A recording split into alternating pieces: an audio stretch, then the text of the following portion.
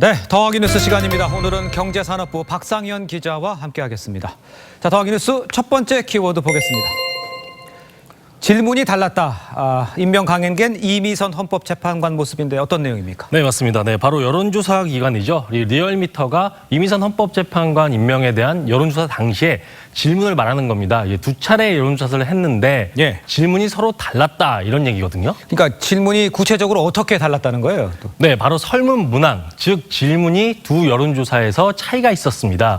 이 첫 번째 여론조사에서는 이 후보자의 헌재 소장으로서 자격에 대한 의견을 물었는데 이 두 번째에서는 문재인 대통령이 이 후보자를 임명하는 데에 대한 의견을 물은 겁니다. 결국은 문재인 대통령에 대한 정치적 입장이 이제 추가 변수가 된 셈이죠.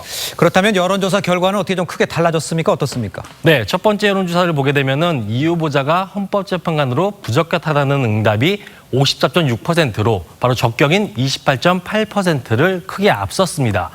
그런데 두 번째 여론조사에선 임명에 찬성하는 의견과 반대하는 의견이 팽팽하게 맞섰습니다. 이 두 차례 조사 결과가 이렇게 큰 차이를 보이자 리얼미터는 당시에 이 후보자 측이 적극적으로 해명을 하면서 이 기류 변화가 일부 영향을 미친 것이다 이렇게 분석을 했습니다. 그랬었죠. 근데 하지만 이 여론을 호도하는 게 아니냐는 이게 비판이 계속되자 리얼미터가 오늘 또다시 설명을 내놨습니다. 뭐라고 했냐?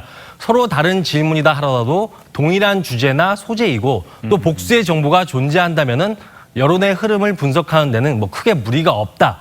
이렇게 밝혔는데 현재 이제 리얼미터 홈페이지에서는 이런 여론조사 결과가 삭제돼 있는 상황입니다. 좀 상황을 지켜볼 필요는 좀 있을 것 같습니다. 자, 두 번째 키워드 보겠습니다. 현실보다 더 리얼한 화제가 났던 노트함 성당인데 어떤 내용입니까? 네, 이 컴퓨터 그래픽을 보다 보면 요즘 워낙 좋아져서인지 현실인지 가상인지 구분이 안 될 때가 좀 있죠. 그렇죠. 이번에도 마찬가지입니다. 프랑스 로트르담 대성당 복원에 이러한 게임 화면을 참조하는 방안이 거론되고 있습니다. 바로 한 게임 회사가 만든 액션 게임에 로트르담 대성당의 모습이 등장을 하는데요. 이 경제 전문지 포브스는 이렇게 말씀합니다.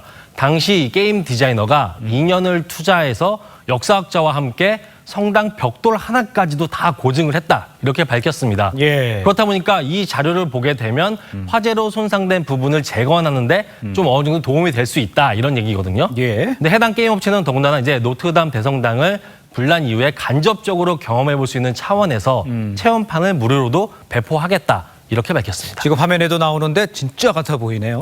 자, 마지막 키워드 보겠습니다.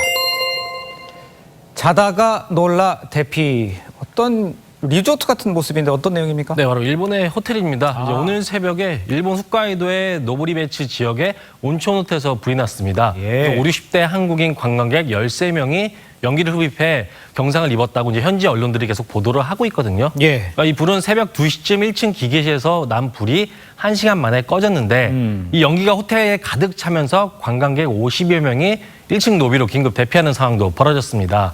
특히 이곳은 이제 우리나라 관광객들이 상당히 많이 찾는 호텔이기도 한데요. 이 새벽 시간인데다 숙박객이 이제 500여 명 이상 달했다고 하다 보니까 자칫 좀 큰 사고로 이어질 뻔했습니다. 그렇겠네요. 이 삿포로 총영서관은 공관 직원을 사고 현장에 바로 급파를 했고 한국인 13명은 진료를 받은 뒤에 무사히 퇴원했다고 합니다. 안타까운 일이지만 그래도 다행스러운 일이네요. 자, 지금까지 박상현 기자였습니다. 잘 들었습니다.